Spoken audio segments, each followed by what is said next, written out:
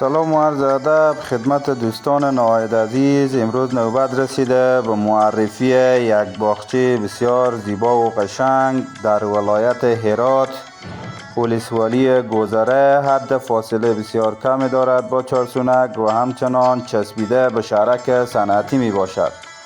مساحت این زمین حدوداً 7 جریب زمین می باشد دوستان، که فی دونگ 17 لگفخانی قیمت گذاری شده با جرامت.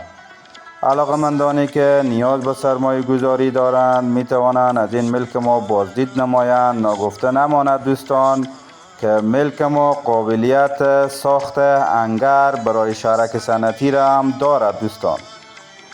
علاقمندانی که نیاز به بازدید دارند می توانند به شماره های ذیل به تماس شده و از نزدیک ملک ما را دیدن نمایند.